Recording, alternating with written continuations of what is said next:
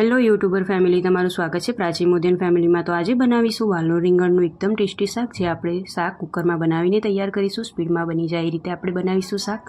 ઘણા લોકોને કુકરનું શાક પસંદ નથી આવતું, પણ આપણે એ રીતે બનાવીશું કે કુકરનું શાક પણ ખાવામાં એકદમ મીઠું લાગશે। જે રીતે આપણે કઢાઈમાં બનાવીને ખાઈએ છીએ એટલી જ મીઠાશ લાગશે આ શાકમાં।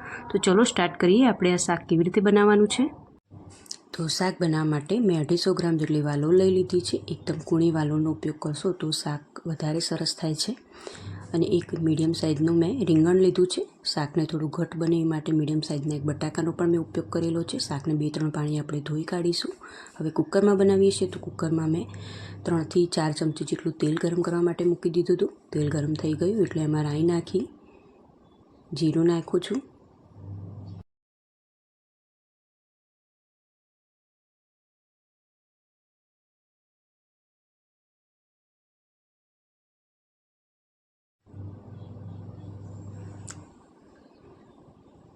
હિંગ નાખી, હળદર નાખી અને ગેસને ધીમો કરી દેવાનો છે। ત્યારબાદ આપણે આદું, લસણ, મરચાંની મેં પેસ્ટ નાખી 1/2 ચમચી જેટલી।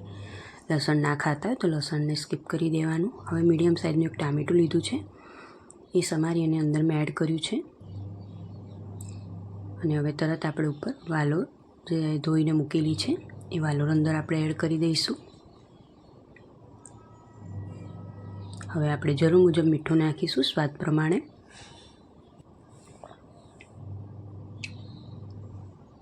થોડોક અજમો નાખીશું। અજમો નાખવાથી જલ્દી પચી જાય છે। વાલોળ ઘણાને પચવામાં થોડી પ્રોબ્લેમ થતી હોય તો આપણે અજમો નાખીશું તો એ બેલેન્સ કરી દેશે। અને થોડી 1/2 ચમચી આપણે ખાંડ પણ નાખીશું। હળદર નાખી મેં અહીંયા, અને લાલ મરચું પાવડર નાખીશું। આપણે જે રીતે તીખું ખાતા હોય એ રીતે લાલ મરચું નાખવાનું અહીંયા।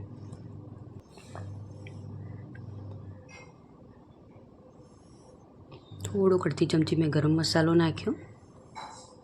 હવે વ્યવસ્થિત આપણે હલાવી દઈશું આ મસાલા સાથે। બરાબર આપણે સાતળી લેવાનું છે આને 1 થી 2 મિનિટ માટે।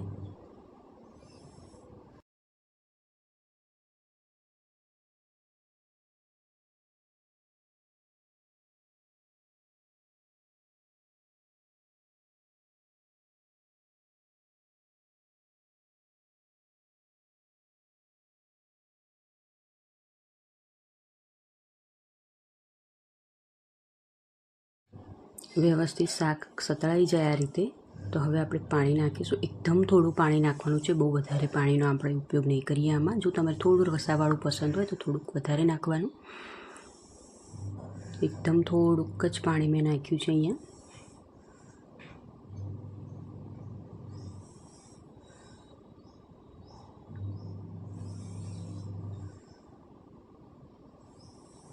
ગેસને આપણે મીડિયમ કરી દઈશું। હવે કુકરનું ઢક્કણ બંધ કરી દઈશું આપણે।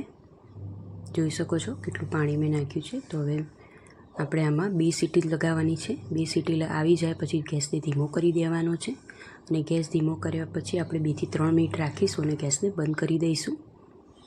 તો બસ શાક બનીને તૈયાર છે વાલોળ રીંગણનું,